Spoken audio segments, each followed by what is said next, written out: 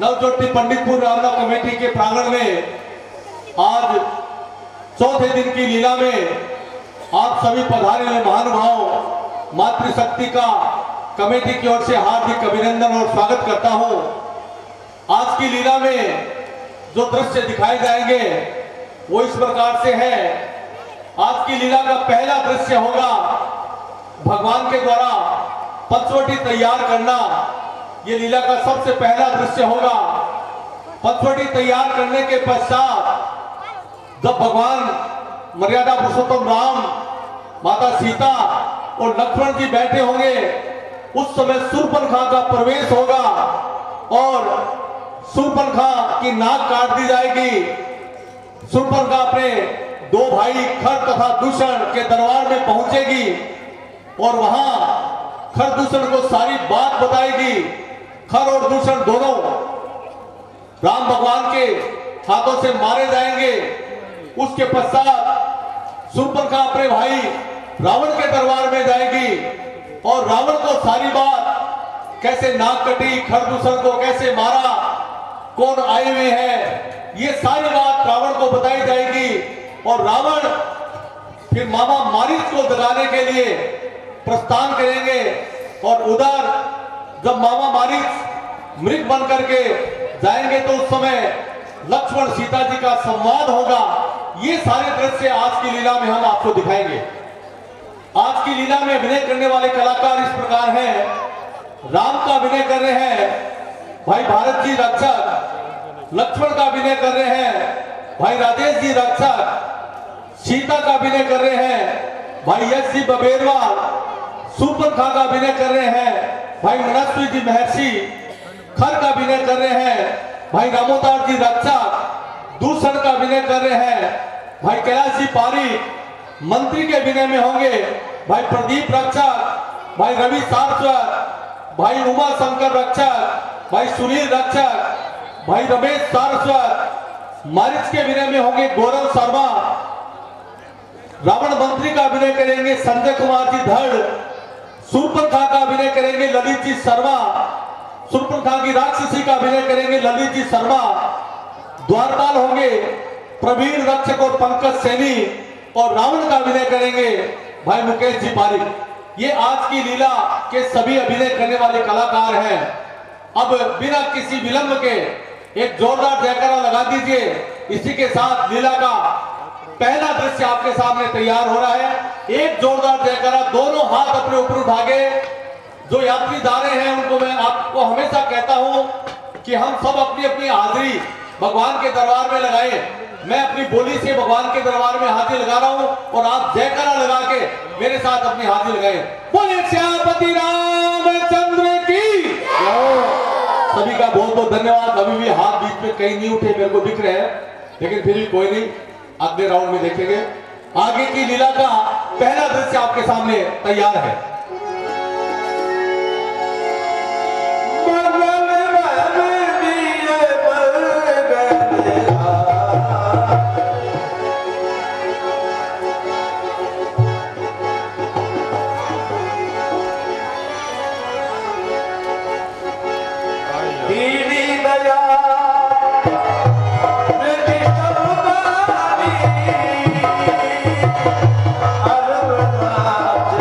Thank you.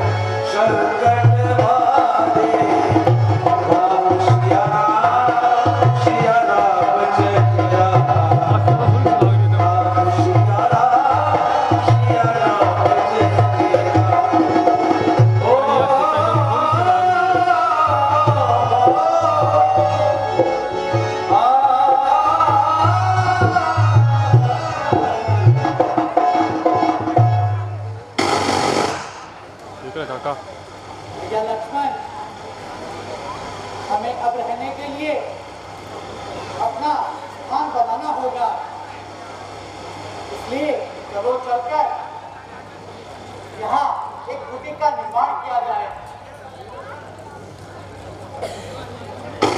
आपके यहाँ क्या भ्राता जी?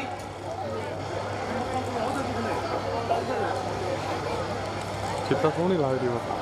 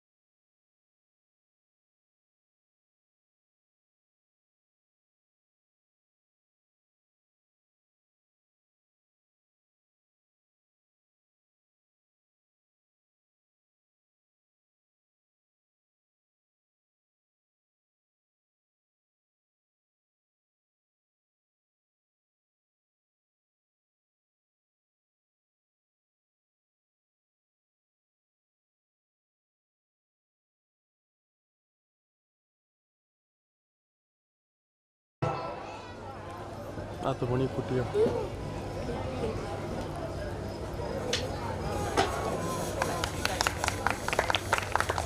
कितना जरूरी तो बोलिए श्यामपति रामचंद्र की।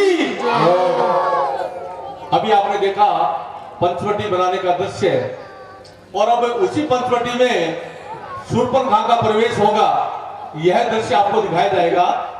लेकिन तब तक हमारे हास्य कलाकार आपके सामने अपनी हास्य कला का प्रदर्शन करने के लिए आपके सामने आ रहे हैं। भाई गोपाल राणा, संतोष जी महर्षि की टीम आपके सामने आ रही है। जोरदार तालियों से आप उनका स्वागत करें।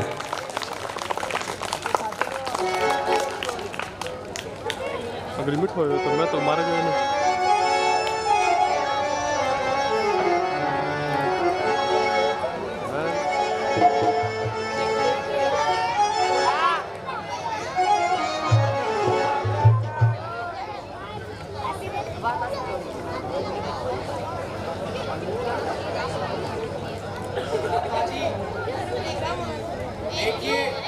पंचवटी तो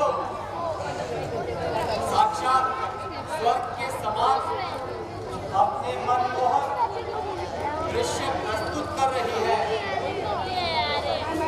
मानो प्रकृति का सारा सौंदर्य इसी जगह पर एकत्रित हो गया है।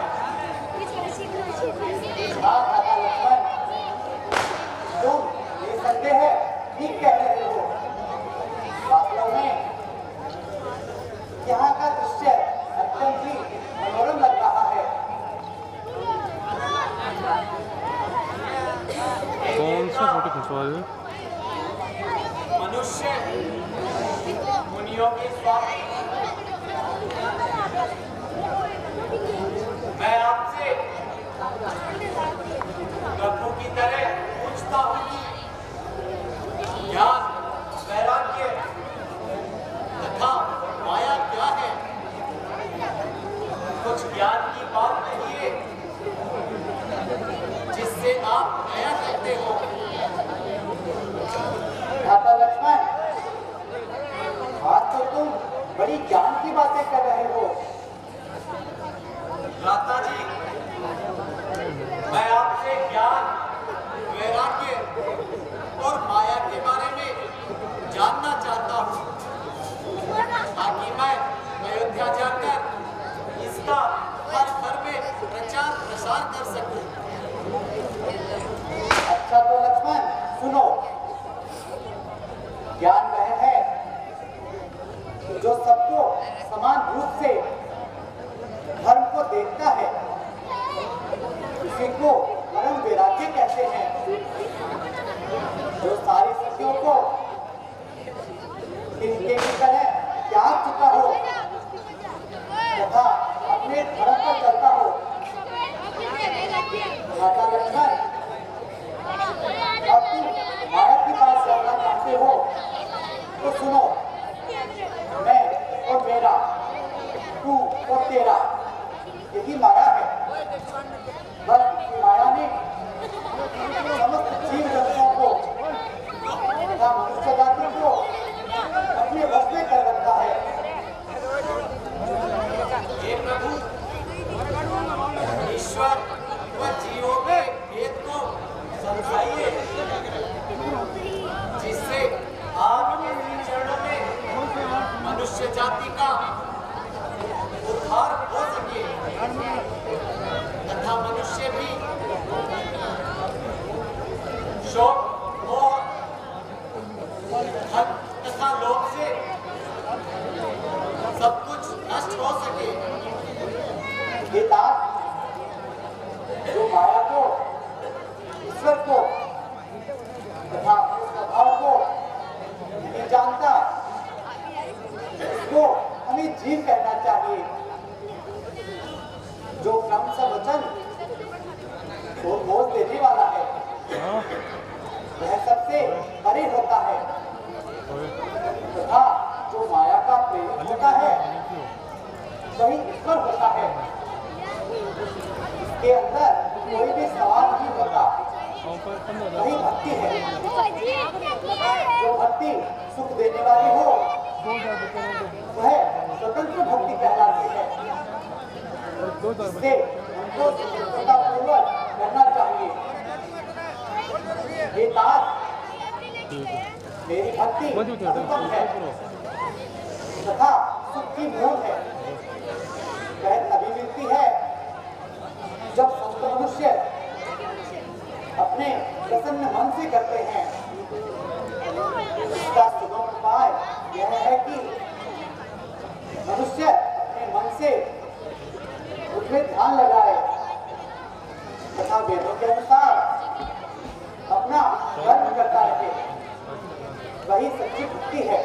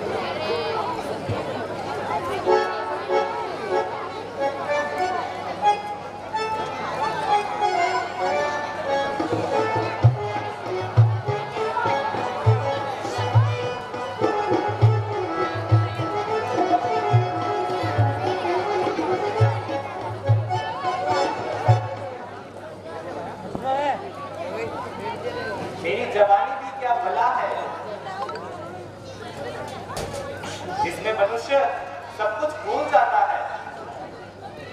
अब मेरी जवानी को ही देखो,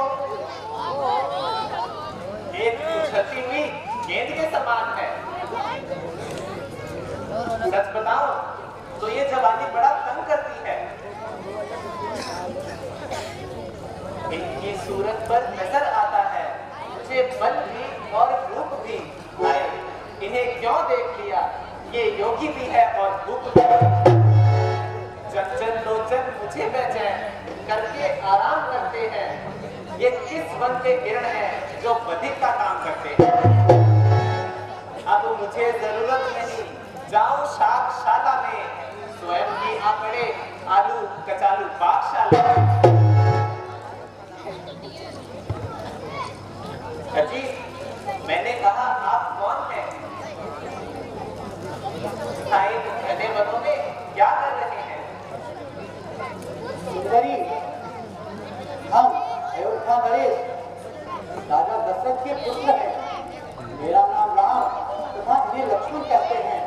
तथा ये मेरी पत्नी सीता है। हम लोग माता पिता की आज्ञा से वन भ्रमण को आए हुए हैं। देखो सुंदरी, हमने तो अपना सारा परिचय बता दिया। अब तुम भी अपना परिचय बताओ, किसकी बेटी तथा किसकी बहन हो। मैं लंकाधिपति रावण की बहन हूँ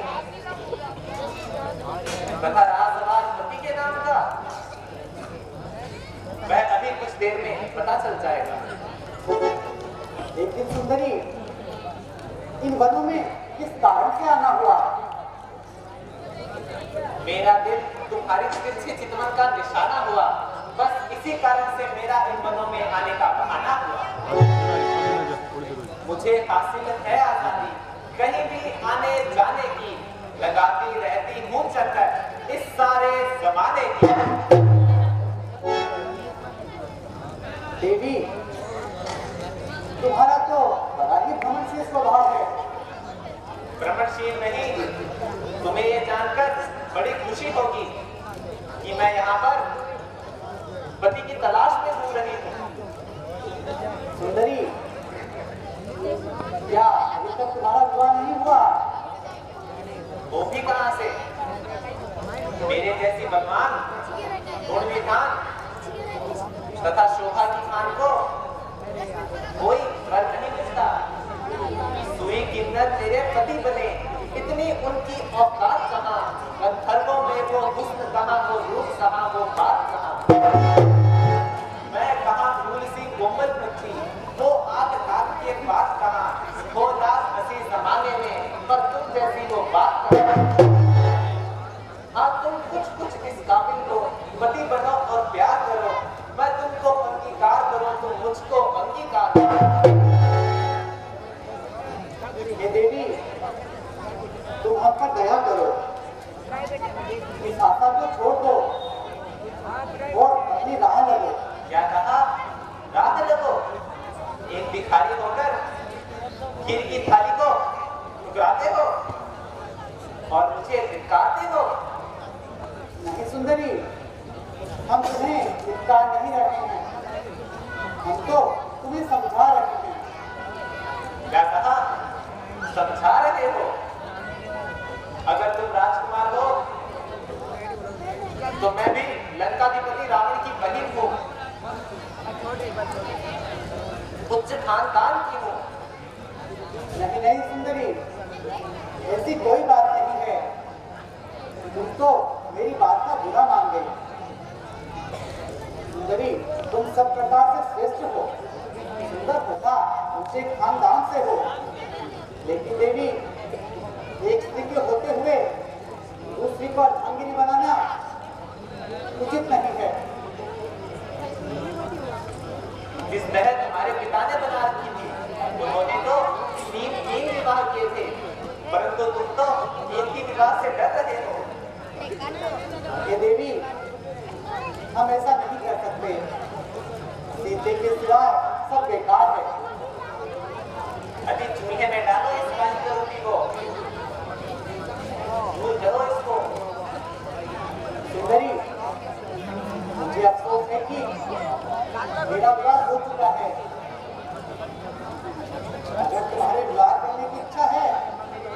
तो देखो वह इस काम के लिए तैयार है, अभी वह अकेला भी है।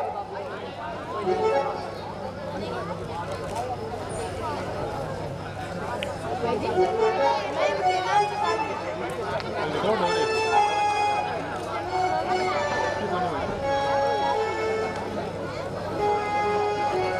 बात ये है कि मैं तो उनसे मजाक करती हूँ, सच पूछो तो मैं तुम पे ही मरती हूँ। जी जब पूरा हुआ, अजी सुन रहे हो, मैंने कहा जब पूरा हुआ। हाँ भाई, जब पूरा हुआ। ढक देती थी। ये क्या कहते हो, जरा सोचो तो सही। तुम राजा मैं राजकुमारी, तुम सब पुरुष मुझसे नारी, मैं गुल तुम बाकी बिहारी, नहीं है कुंज बिहारी। अनजान पराई नारी, मुझ पर इतनी कृपा तुम्हारी। मैं अनजान पेट भिखारी, पिता सत्य का हूँ ब्रह्मचारी। सरदार सीता हूँ मैं, सरदार की शरण में हूँ, मैं भी किसी से कम नहीं, वही लंकेश की हूँ। लंकेश की और कुछ खानदान की, तो जाओ स्वामी के पास, जो इच्छा हो आनंद की।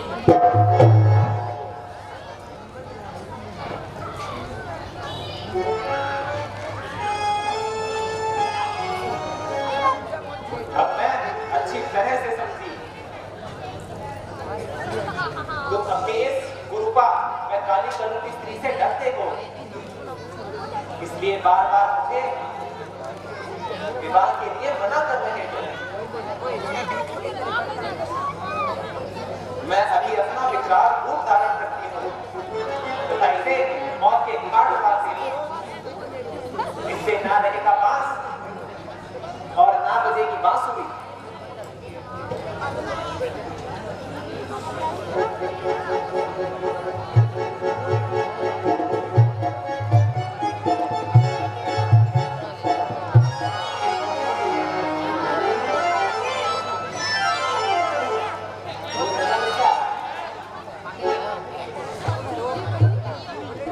खबरदार दुष्टा, बहुत हो चुकी ये हंसी ठिठोली।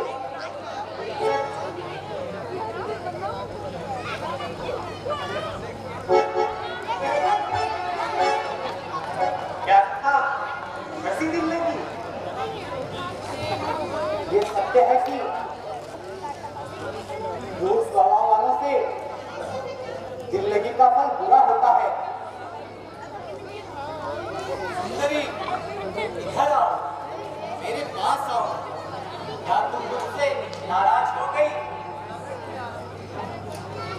लो, जाते जाते ये प्रसाद लेती जाओ। मेरी नाक काट है। मैं अभी अपने भाइयों के पास जाती हूँ तथा तुम्हें ये अपराध करने का दंड देती हूँ।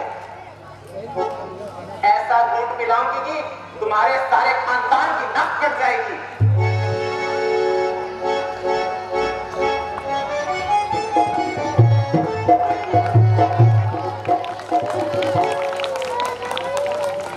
माता लक्ष्मण, अब हमें बहुत सावधान होकर रहना होगा, क्योंकि सुपर्णखा की नाक का रंग अवश्य अब सुपर्णखा कुछ न कुछ योजना अवश्य बनाएगी और कुछ चाल जरूर चलेगी। दाता जी, आपको बिल्कुल भी चिंता करने की कोई आवश्यकता नहीं। जो भी राक्षस यहाँ आएगा वो मेरे हाथों मारा जाएगा।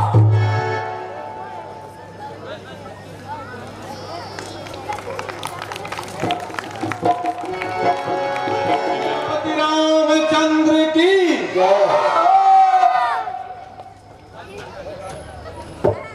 फुल्ली खाओ, फुल्ली मैं खा लूं। अभी आपने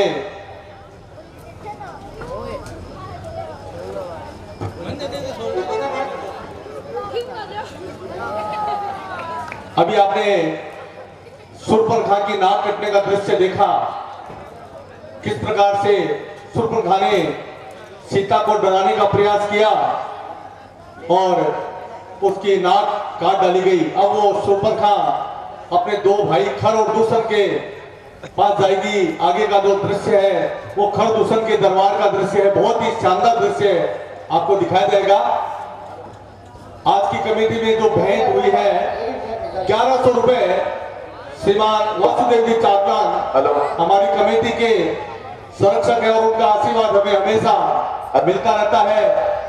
रूपचंद जी चाकलान जिनके सुपुत्र हैं, रूपचंद जी चाकलान का आशीर्वाद हमें हमेशा मिलता रहा। जब से हमने रामलीला का शुभारंभ किया था वो हमेशा हमारे सिर पर हाथ रखते थे, उनका हमेशा हमें सहयोग रहता था और उसी बात को आगे बढ़ाते चले जा रहे हैं आदरणीय वासुदेव जी चाकलान। तो मैं वैसे तो आप भी कमेटी में है, लेकिन फिर भी मैं कमेटी की ओर से आपका बहुत बहुत आभार व्यक्त करता हूं।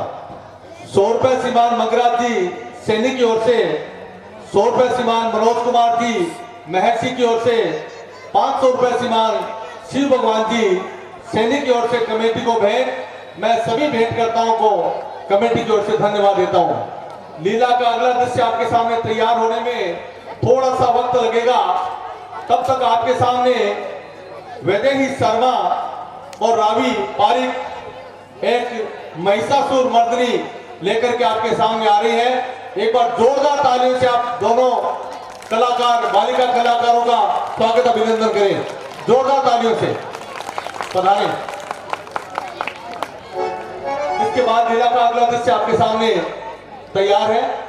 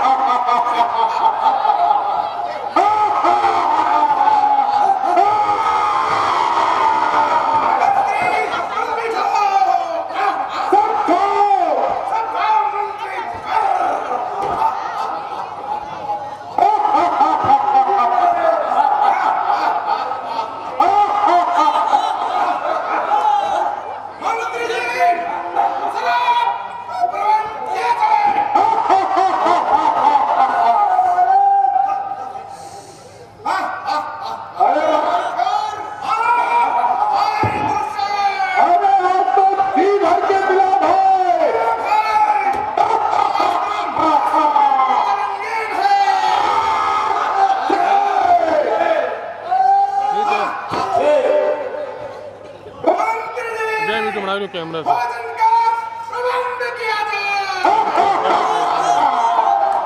खड्डू साहब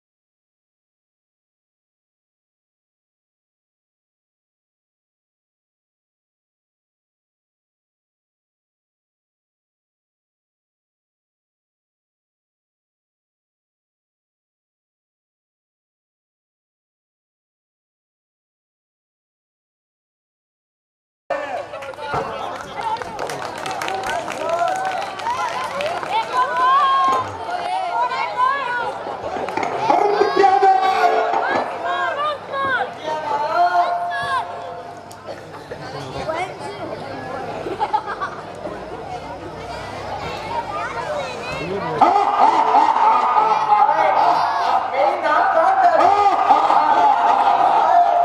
मेरी नाक काट डाली। भैया तुम आई हो। मेरी नाक काट डाली। अरे मेरी नाक काट डाली। इनकी आवाज आज कहाँ से आई है? अरे भाई, ये बेवट कौन सी आफत आई? अरे बेशर्मो, तुम सबने हया और शर्म बेच खाई। अरे ये तो मोती है, मोती। तो मोती आज तो उनसे लथपथ होके आई हो। क्या आज बहुत बड़ा शिकार हाथ लग गया? बहुत सामान मिला हुआ और ये देख, मेरी तो नाक ही कट गई। मंदिर और रामबली कौन मौत कहता है? नाक कट गया? अरे मोशी, मेरी तो नाक साबुत है। ये तो लक्ष्मण के जैसे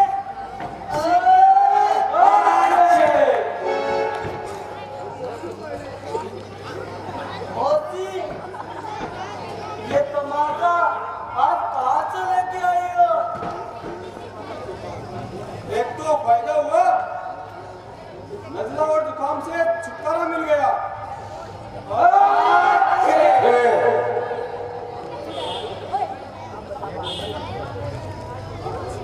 हाँ हाँ ओके भाई, बहुत जुलूम है अच्छा ही हुआ।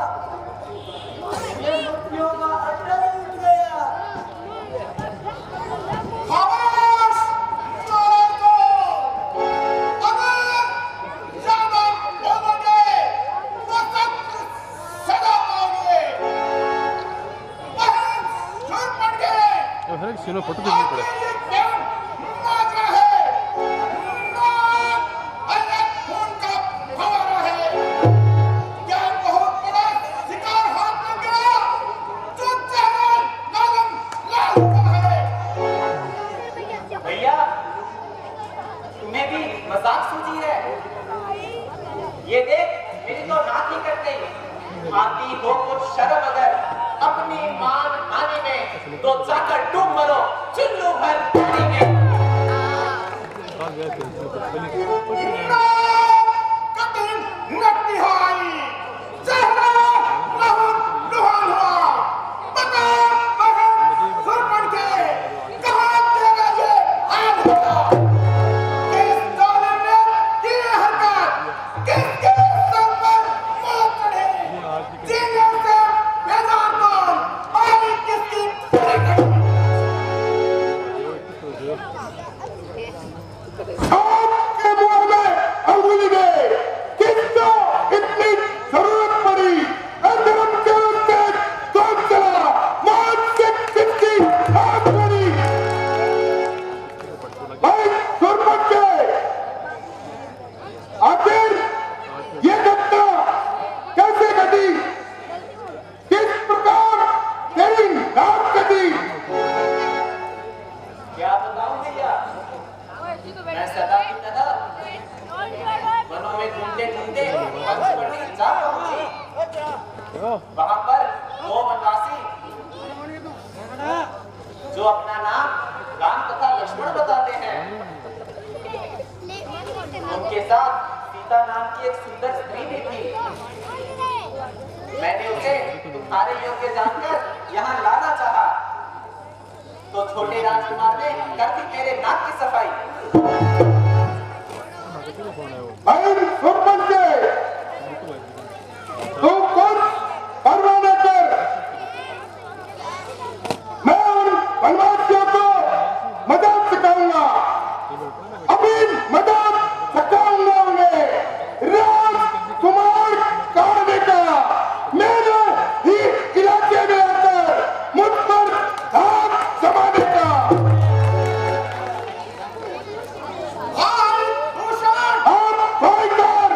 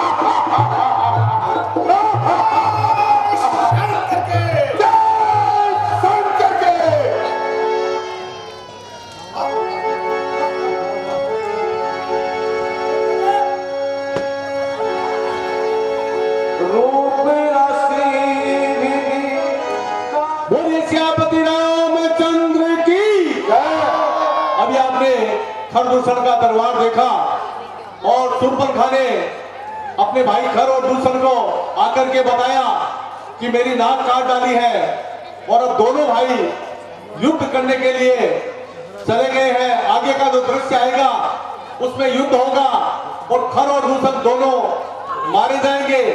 उसके पश्चात शूर्पणखा अपने भाई रावण के महलों में पहुंचेगी।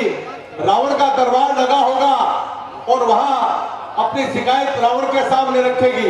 यह दृश्य दिखाया जाएगा। लीला का अगला दृश्य रामादल का है, जहां पर भगवान राम लक्ष्मण सीता जी हैं और किस प्रकार से खर और दूषण दोनों जाएंगे और युद्ध होगा। यह दृश्य आपको दिखाया जाएगा।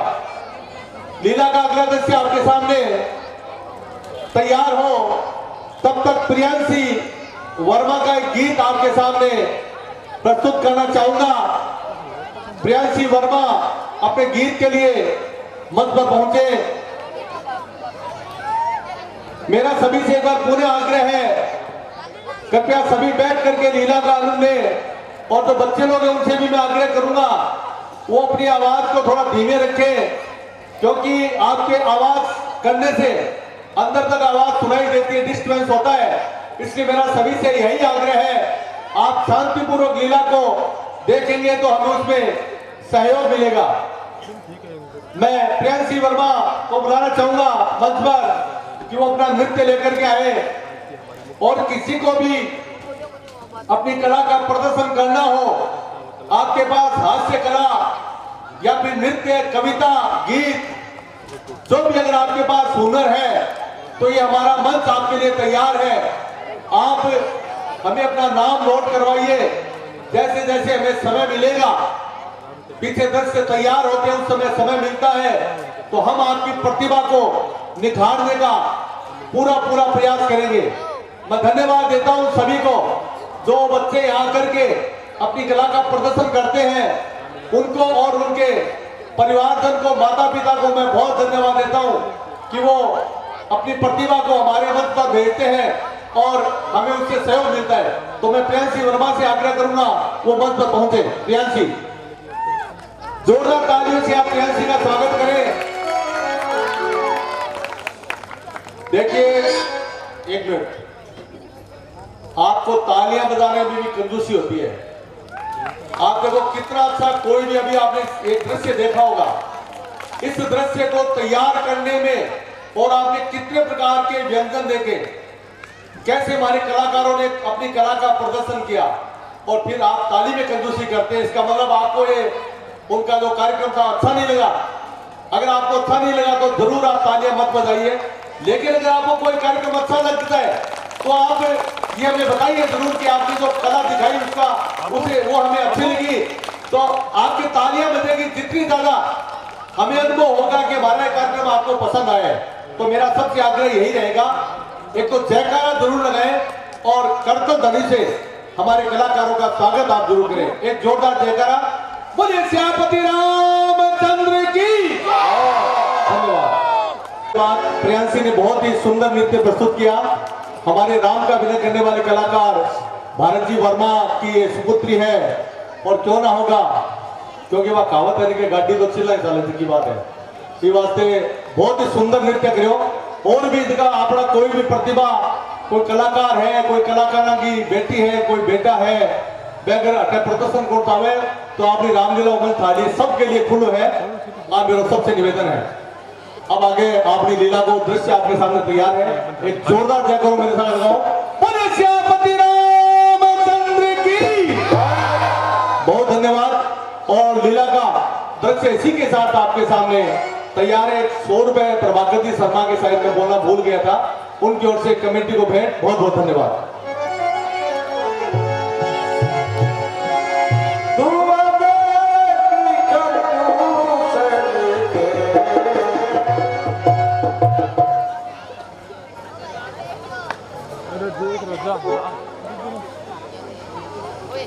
देखो लक्ष्मण, दक्षिण दिशा से धूल उड़ रही है। लगता है शूर्पणखा अपने भाइयों को लेकर आती होगी। तुम पिता को लेकर यहाँ से चले जाओ और किसी सुरक्षित स्थान पर ले जाओ और मेरा यहाँ आने का इंतजार करो। नहीं दादाजी, मैं आपको अकेला छोड़कर कैसे जा सकता हूँ? आप किसी भी प्रकार की चिंता ना करें। जो भी राक्षस यहाँ आएगा उसे मैं अकेला ही देख लूंगा। कोई भी राक्षस मेरे हाथों से बचकर नहीं जा सकता। लक्ष्मण, तुम हर बात का जिद मत किया करो, कभी तो मेरी भी बात माना करो। जो आज्ञा हो माताजी। आइए माताजी।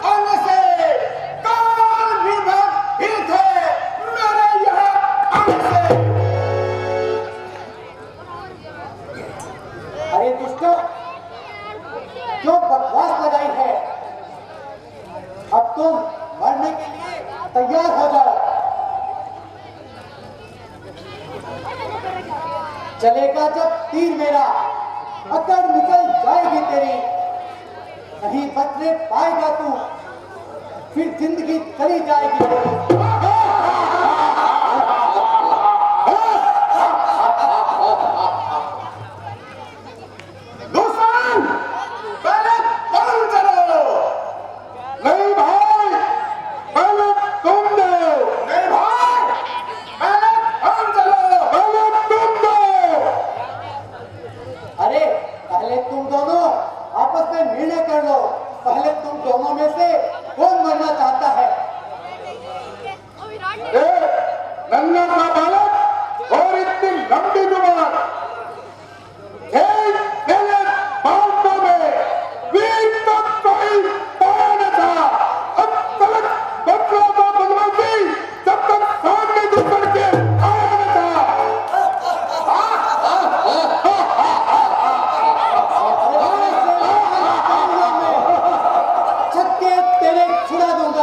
रण में आना भुला दूंगा, नामो निशान मिटा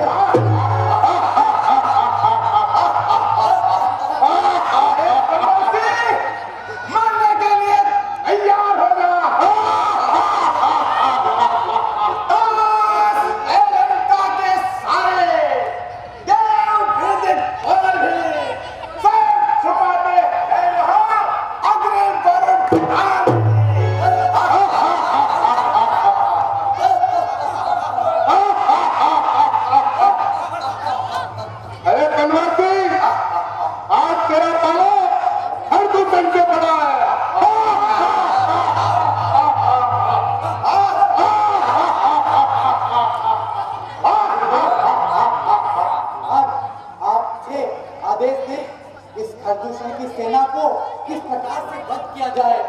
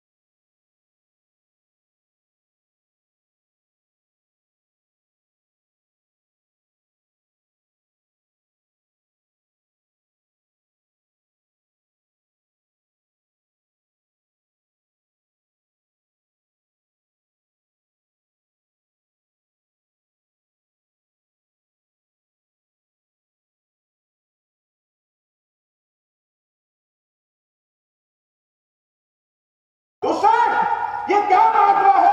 भैया, ये तो आपस में लड़ रहे हैं। हैं? इस बनवासी ने क्या कर दिया?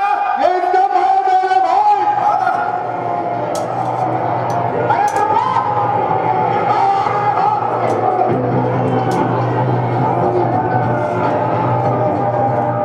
इस बनवासी को खिलाने दो। इस बनवासी को खिलाने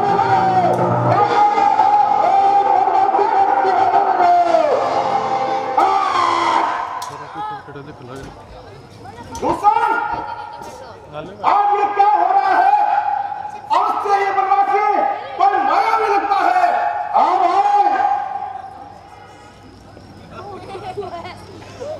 और दूसरा तू है शैतान, तो मैं भी किसी से कम नहीं। आए बड़े सेठ लो, इसका मुझको गम नहीं। सांप के मुंह में अंगुली दे, किसको इतनी जरूरत पड़ी? अधर्म के रास्ते कौन चला? किसकी मौत आई?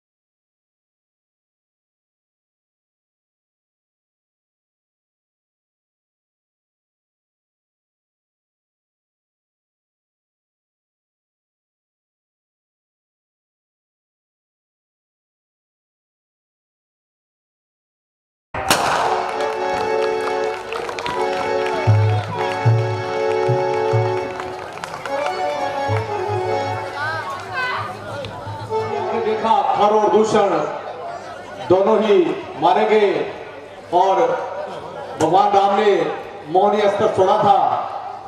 सब को सामने राम दिखाई देने लगे और एक दूसरे के साथ युद्ध करके कुछ तो वैसे धराशायी हो गए और खर और दूषण को भगवान श्री राम ने परलोक पहुंचा दिया। अब लीला का अगला दृश्य आपके सामने तैयार है। शूर्पणखा रावण के दरबार में अब रावण को शिकायत करने के लिए शूर्पणखा यहाँ से रवाना हो चुकी है। उसने कहा कि मैं मेरे भाई रावण के पास जा रही हूँ और वो अब रावण का दरबार आगे लगेगा। और आज की लीला में रावण का दरबार पहली बार अब रावण का दरबार आ रहा है, तो आगे हमारे जितने भी विलेन हैं वो सभी आते जाएंगे और एक एक करके मारे जाएंगे। क्योंकि रावण ने जब शूर्पणखा के बारे में उसने सुना, नाक कट गई, तो उसने क्रोध में आकर के एक बुरा काम किया, सीता को हर के ले आया। ये उसने अपने जीवन का सबसे बुरा काम किया। वैसे कहते हैं कि रावण बहुत ही महात्मा पुरुष और ज्ञानी था, लेकिन कहते हैं कि एक बुराई 100 अच्छाइयों पर पानी फेर देती है। इसलिए रावण ने एक बुरा काम किया, सीता को हर के ले जाने का, और उसकी वजह से रावण के पूरे परिवार का नाश हो गया। एक एक करके सारे रावण के जितने भी परिवार के लोग थे वो धराशायी हो गए। यही बात रामलीला के माध्यम से हम आप सबको यहाँ दिखाते हैं। अब मैं बिना किसी विलंब के चाहूंगा कि आगे की लीला का अब अगला दृश्य आपके सामने तैयार हो। एक खुशबू पारिक आपके सामने एक छोटी सी कविता प्रस्तुत करेगी। मैं खुशबू पारिक को बुलाना चाहूंगा मंच पर, और उसके बाद में नंदिनी पारिक की भी एक कविता है, तो वो खुशबू पारिक मंच पर पहुंचे। इतने में लीला का हमारा अगला दृश्य रावण दरबार आपके सामने तैयार हो रहा है।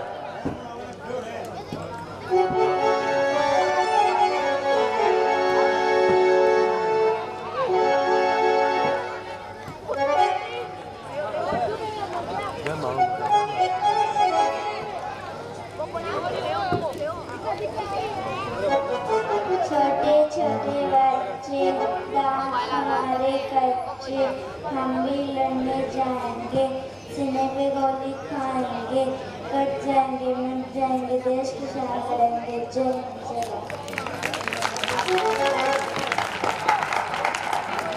धन्यवाद।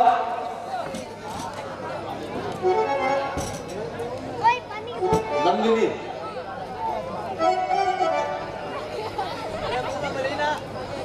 मछली जल की रानी है, जीवन इसका पानी है, हाथ लगाओ तो डर जाएगी, बाहर निकालो तो मर जाएगी।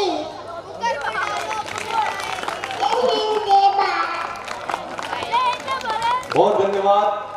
पुरानी स्कूल की याद दिला दी। उस समय गाते थे मछली जल की रानी है, जीवन उसका पानी है, हाथ लगाओ डर जाएगी, बाहर निकालो मर जाएगी। बहुत अच्छी कविता।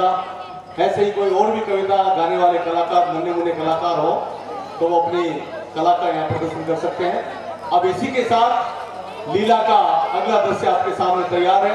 एक जोरदार, ये बच्चे लोगों शांति से बैठो, एक जोरदार जयकार मेरे साथ लगाए। बोले सियापति रामचंद्र की। धन्यवाद।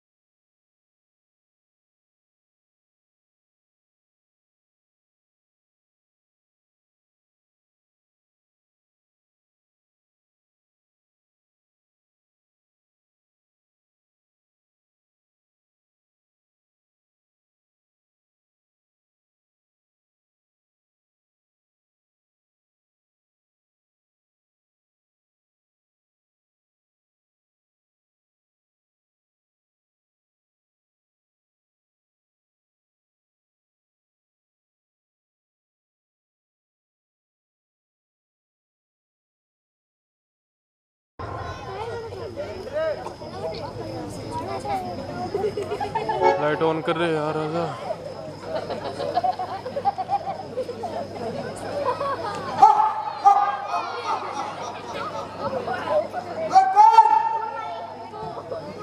रावण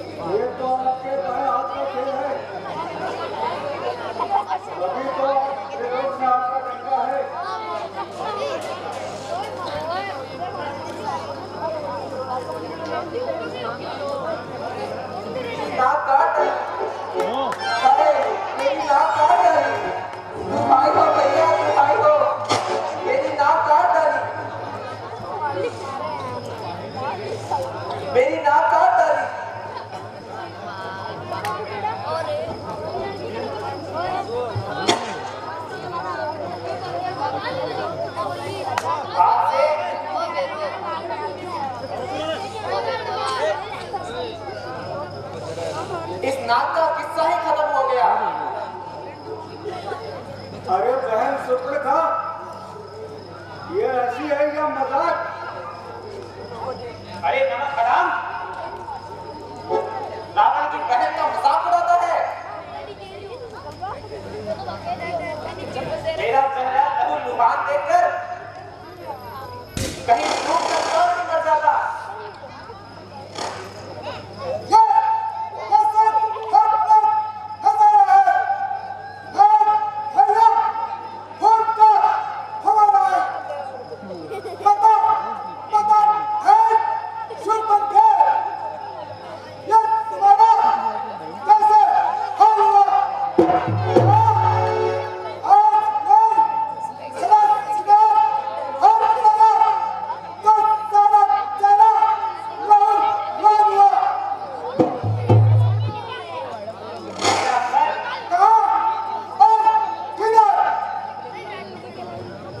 यहाँ और इधर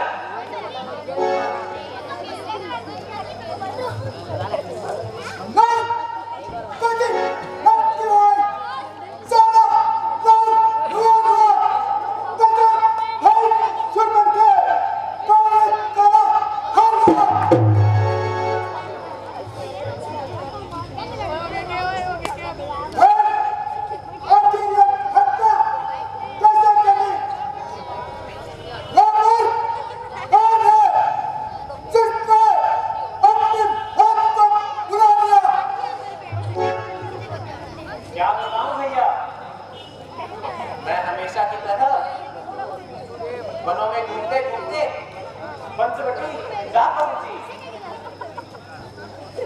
मैंने वहां वो शस्त्रधारी राजकुमार वनवासी के रूप में देखे, तो मैं उनके पास चली गई। इन राजकुमारों में से एक का नाम राम तथा दूसरे का नाम लक्ष्मण था, तथा उन वनवासियों के साथ सीता नाम की एक सुंदर स्त्री भी थी। मैंने उसे जानकर यहाँ लाना चाहा। कभी छोटे राजकुमार ने कर दी मेरे नाक की सफाई। सीते सीते सीते मैं तुझे श्रवण नहीं पा सका, लेकिन अब पाऊंगा। मेरी नाक गई सो गई, अब अपनी नाक बचा लो तुम। जग में ऊंची नाक ना हो तो नक्ता नाम खड़ा लो तुम।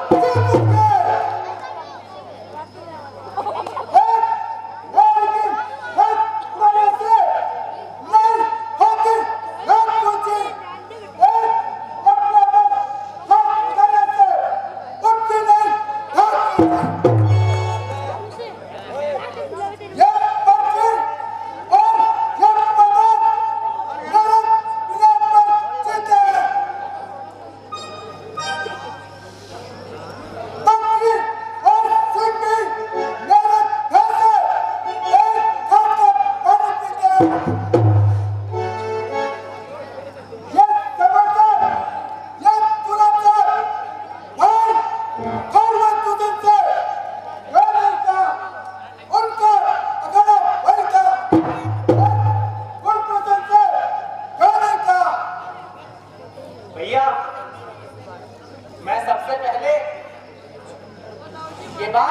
पहले मैंने उन्हें ही बताई थी, परंतु उन वनवासियों ने उन्हें भी ठिकाने लगा दिया। तब मैं तुम्हारे पास आई, कहीं तुम्हारे साथ भी ये तबाही ना हो जाए। परंतु तुमने उन वनवासियों से मेरा नाम क्यों नहीं बताया? बताया था भैया, मैंने 2 बार बताया था, लेकिन उन्होंने तुम्हारी छोटी बहन समझकर ही तो मुझ पर ये जुल्म ढाया।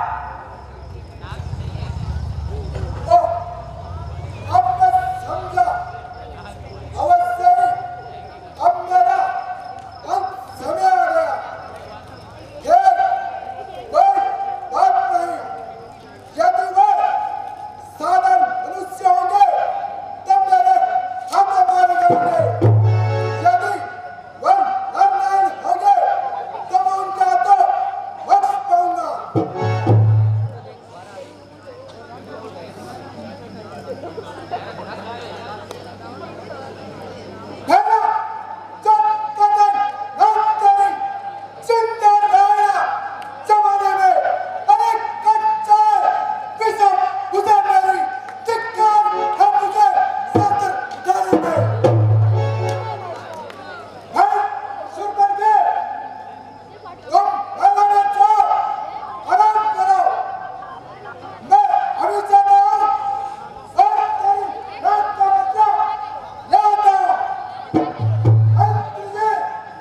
चलो मामा अर्थ को जगाते हैं।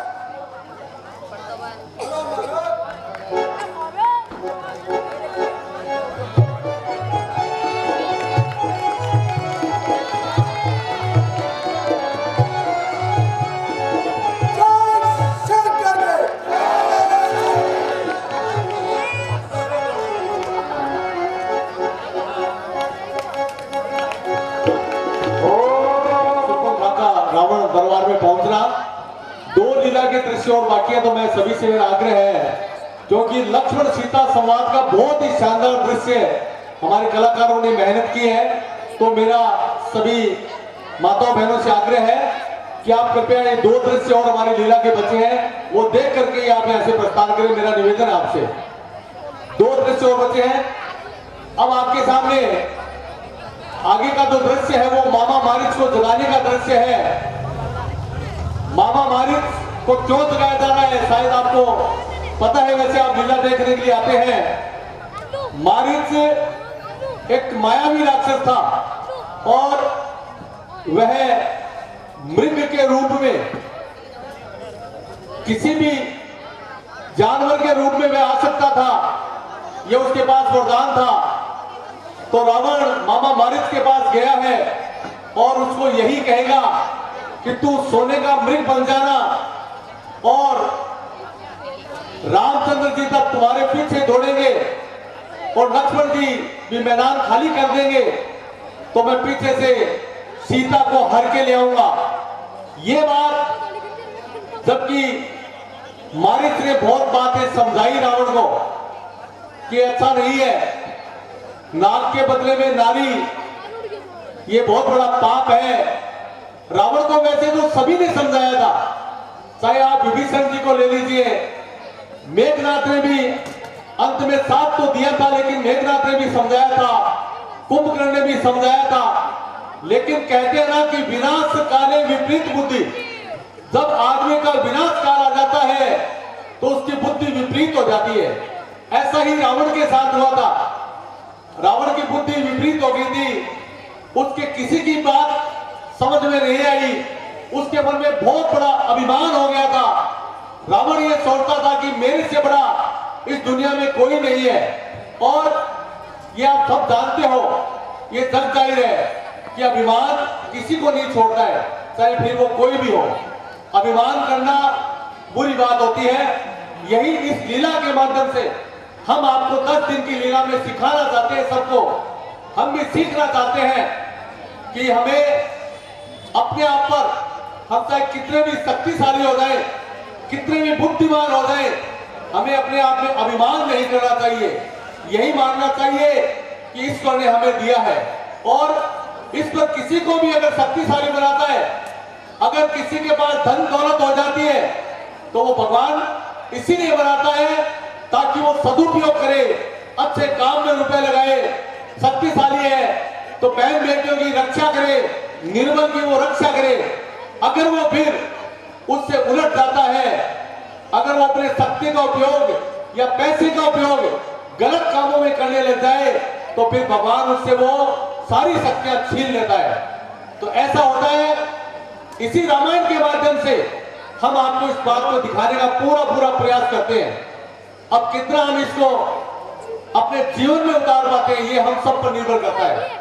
लेकिन ये रामलीला अपने एक भगवान मर्यादा पुरुषोत्तम राम के चरितार्थ को आपके सामने प्रस्तुत करती है और हम सभी कलाकार और कार्यकर्ता लगातार मेहनत करके ये जो लीला आप देख रहे हैं, लगभग 1 महीने तक हमारे कलाकार कला का प्रदर्शन करते हैं। बहुत सारी बाधाएं आती है। कई कलाकार जिनको तैयार करते हैं 2-5 साल में वो तैयार होते हैं, अच्छा अभिनय करने लग जाते हैं, फिर पता नहीं उनके कोई काम हो जाता है या कोई कहते था भाई साहब मेरी तो शादी हो गई है, भाई साहब मेरी तो सगाई हो गई है, तो मैं तो ये रोल नहीं कर पाऊंगा। महिलाओं का जब हम रोल देते हैं, मैं तो धन्यवाद देता हूं उन कलाकारों को कि स्त्रियों का जब उनको अभिनय देते हैं तो, क्योंकि ये ऐसे अभिनय हैं जिनको करने के लिए कोई तैयार नहीं होता है। ऐसे में जिन भी कलाकारों ने ये अभिनय किए हैं मैं उनको धन्यवाद देता हूं कि वो तैयार हो जाते हैं और ऐसा अभिनय करते भी हैं।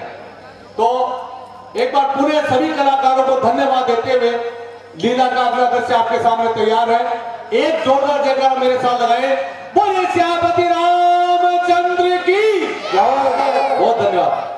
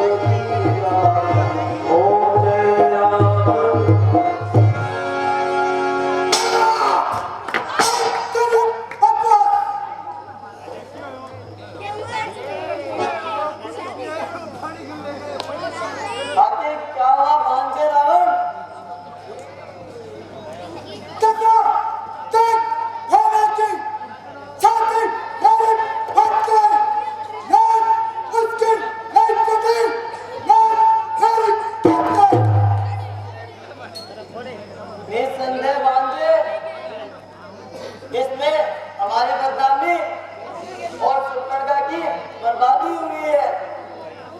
परंतु भांजे रावण, अब क्या उपाय है? उपाय है बाबा, मैं तुम्हारे हर रुपये से अच्छी प्रकार वंचित हूँ। तुम सेना का वृक्ष बनकर उनके सामने जाओ।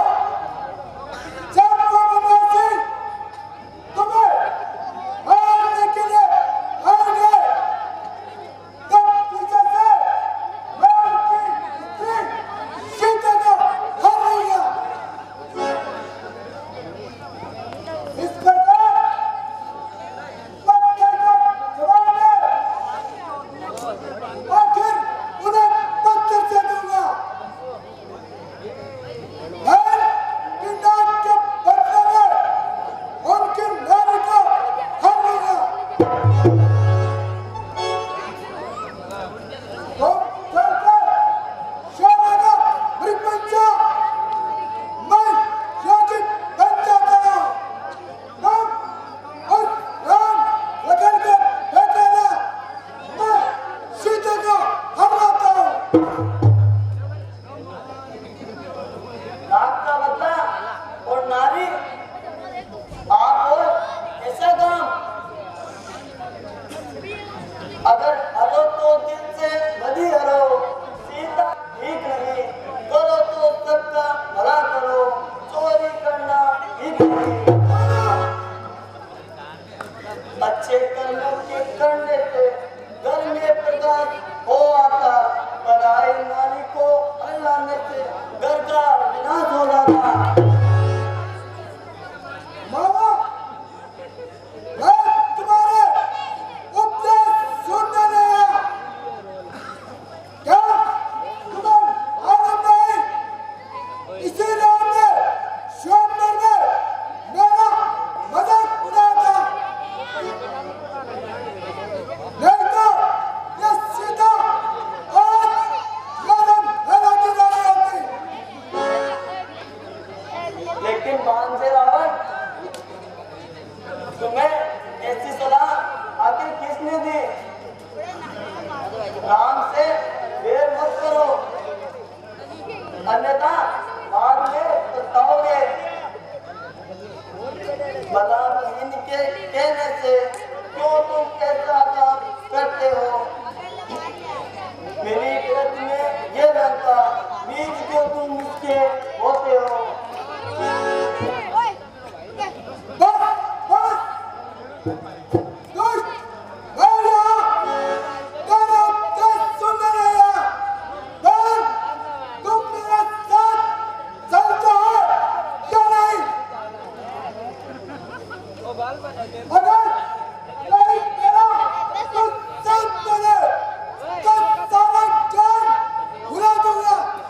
सीता को हरने से पहले तुझे यमलोक पहुंचाऊंगा। वो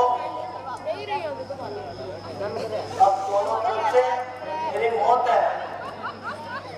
एक और पाप का काम तथा दूसरी ओर स्वर्ग का रास्ता। अगर मरना ही है तो इस दुष्ट के हाथों क्यों मरूं? क्यों ना भगवान के हाथों मरकर मोक्ष को प्राप्त करूं। अच्छा भांजे, मैं तुम्हारे साथ चलने के लिए तैयार हूँ। शाबाश बाबा, शाबाश। मुझे तुमसे यही उम्मीद थी। अब तुम शीघ्र जाओ और मैं साधु बन जाता हूँ। जाओ।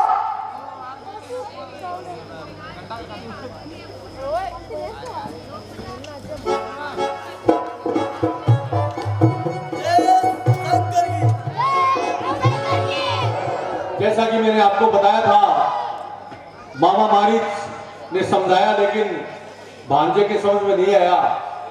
और वह उसी राह पर चल पड़ा है।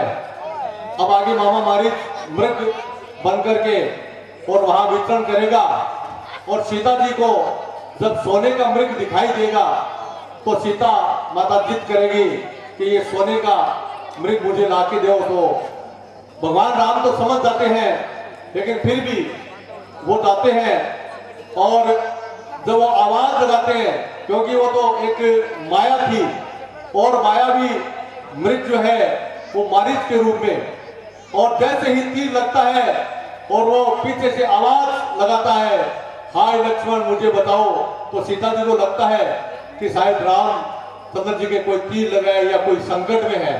तो उनके दोनों के बीच में क्या वार्तालाप होती है, यही दृश्य सीता लक्ष्मण संवाद का आपके सामने आने वाला है। और आज की लीला का ये अंतिम दृश्य होगा। कल की लीला और बहुत अति सुंदर लीला होगी। कल की लीला में फिर सीता हरण का दृश्य, कल की लीला का पहला दृश्य सीता हरण का दृश्य होगा, वो बहुत ही शानदार दृश्य होगा। और कल फिर सीता हरण के बाद में रामादल का प्रवेश हो जाएगा। एक बार फिर सुग्रीव जी, हनुमान जी, सारी वानर सेना कल आ जाएगी। तो ये भी कल बहुत सारे जो दृश्य होंगे वो बहुत ही शानदार दृश्य होंगे। तो कल भी आप आज जितनी संख्या में आए हैं उससे ज्यादा अधिक संख्या में कल भी आप आए, ऐसा मैं आप सबसे अपेक्षा रखता हूँ। एक जोरदार जयकारा मेरे साथ लगाएं और इसी के साथ लीला का अगला दृश्य तैयार है। बोलिए सियापति रामचंद्र की धन्यवाद।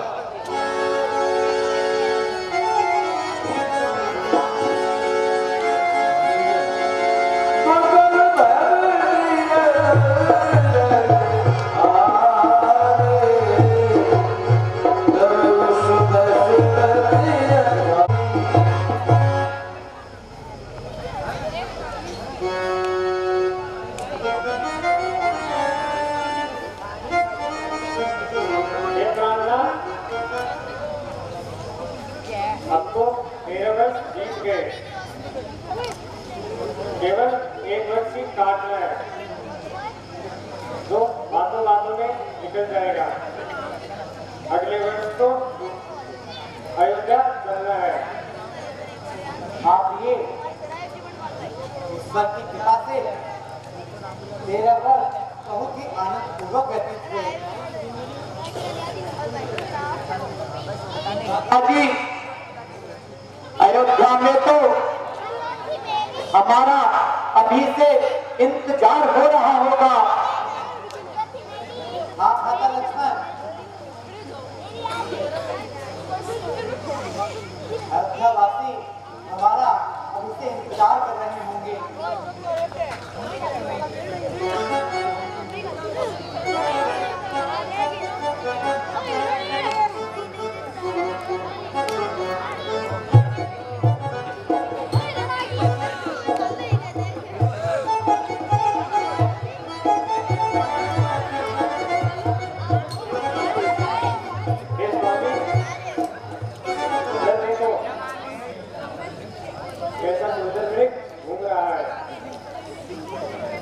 आप ये निश्चय ही एक तो बड़ा ही सुंदर है, प्रकृति का आनंद लेता हुआ विचरण कर रहा है।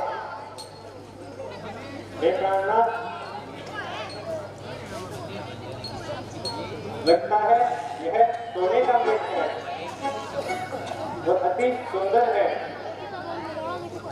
तो मन को मोह लेने वाला है। हे स्वामी, ये मृग मुझे पकड़कर ला दो, मैं उसे अयोध्या ले जाऊंगी। सीते, क्या ये कभी सोने का होता है? यदि मैं इस मृग के पीछे नहीं जाता हूँ तो देवताओं का मनोरथ पूर्ण नहीं होगा। कुछ भी हो, मुझे यहाँ से जाना ही होगा। ये तुम उदास ना हो, मैं अभी उस मृग को पकड़ने जाता हूँ। लक्ष्मण, जब तक मैं ना आ जाऊं तब तक तुम सावधान होकर रहना, क्योंकि जिस दिन से खरदूषण का वध हुआ है तब से खतरा और ज्यादा बढ़ गया है।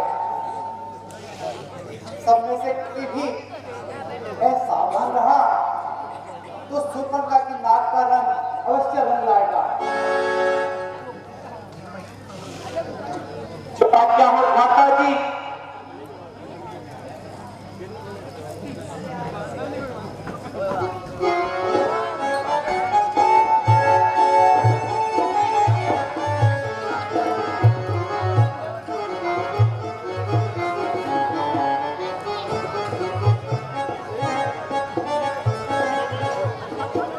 हाय लक्ष्मण, हाय सीते, बचाओ। ओह लक्ष्मण, मार डाला। लक्ष्मण बचाओ, लक्ष्मण। सीते, ओह सीते।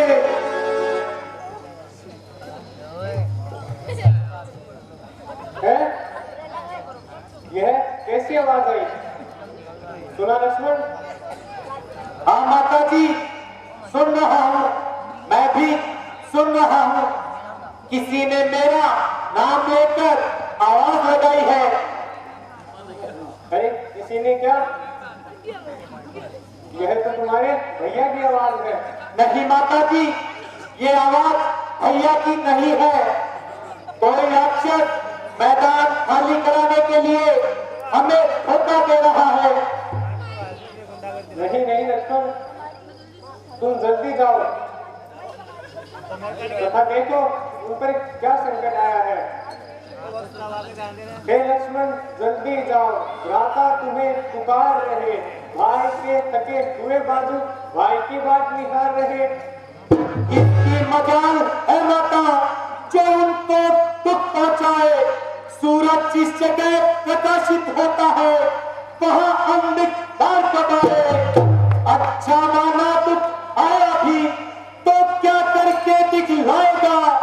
उनके दर्शन करके दुख भी सुख का स्वरूप हो जाएगा। मेरा इस समय धर्म यही, मैं रहूं आपकी सेवा में। सर्वस्व न्यौछावर है मेरा भाई की एक आज्ञा पे। ये वन विशाल है, व्याध है चारों और घनेरा है। मां तुम्हें अकेला छोड़ जाऊं ये कर्तव्य नहीं मेरा है। लक्ष्मण, आज तू यह क्या कह रहा है? भाई को उस तथ्य में देखकर तेरा हृदय कंपायमान नहीं होता? ऐसे समय में भी उनकी रक्षा का ख्याल नहीं आता? उनकी रक्षा और मैं करूं? करे रक्षा गडरिए की, ये काम नहीं है बकरी का। मैं क्या उनकी रक्षा करूं जो रक्षक है त्रिलोकी का। अरे उल्टी सीधी बातें बनाएगा या यहाँ से जाना नहीं चाहता? माता जी, राक्षसों से युद्ध जारी है तथा ऐसे समय में मैं आपको अकेला छोड़कर भ्राता जी को क्या मुख दिखाऊंगा। माता जी, अरे वो क्या कान दिखाएगा? मैंने तेरे मन के भाव जान लिए हैं। कहीं तूने भी पाप का संकल्प तो नहीं कर लिया? मैं जान गई, पहचान गई, मतलब का भाई चारा है। अवध छोड़ जो तू आए, मतलब कुछ और तुम्हारा है। माता जी, आज मैं ये क्या सुन रहा हूं? माता जी, माता जी, क्या मेरे कर्म व वाणी से कोई अनुचित संकेत तो नहीं हुआ? माता जी, मेरी चेष्टा कलंकित तो नहीं हुई? 13 वर्ष इन्हीं वनों में बीत गए। आज ये सब पहली बार आपके मुख से सुनने को मिल रहे हैं। माता जी, ऐसा कौन सा चिन्ह आपको मुझ में प्रतीत हुआ है? माता जी, आज तू अवश्य ही भाई के विनाश की कामना कर रहा है, तो इसी नीच विचार के कारण तू यहाँ से जाना नहीं चाहता। क्योंकि तुम्हारे मन में खोट है। ओह, आज मैं ये क्या सुन रहा हूं माता जी? इस मिथ्या और निंदित आरोप के लिए माता माता सब ही काफी था, और उस पर भी मुझे अपने आचार विचार पर पूर्ण विश्वास है माता जी, जिसे साक्षात कामदेव भी स्वप्न में भी नहीं दिखा सकते माता जी। आंखें ये फूट जाए मेरी जो हो नीच ध्यान की, फूट जाए ये सर मेरा जो हो नीच ध्यान की। सौगंध है मुझे अपने धनुष और बाण की, दशरथ मुझको राम है, सुमित्रा माता काल की। कुछ पाप हो तो गुण छुए रोम रोम से, वंचित रह जाए ये जुबा आज सब ओम से। मूर्ख पापी, तू बड़ा ही क्रूर है। माता माता कहकर मुझे अपनी बात सुना सकता है।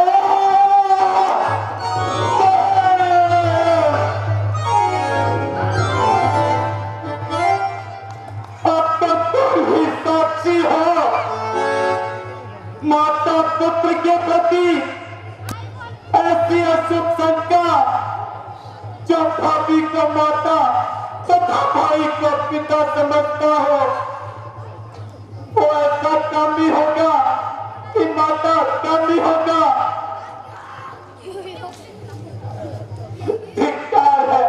धिक्कार है मेरे जीवन को, जो भाभी को माता की दृष्टि से ना देखा हो। ये सब सर कपट की बातें हैं। बाल सुख सकता नहीं। तू कितनी तब्दील कर, मैं मानूंगी नहीं लखन, चाहे रद्द कलेजा चीर कर। अरे पापी, कुकर्मी, तेरी इच्छा कभी पूरी नहीं होगी। मैं जहर खा लूंगी, बाहर से दिखकर मर जाऊंगी, परंतु मैं तेरे हाथ कदापि नहीं आऊंगी। क्यों न कहो कि पापी कुकर्मी, किसी ने सच ही कहा है, विनाश कालेन विपरीत बुद्धि।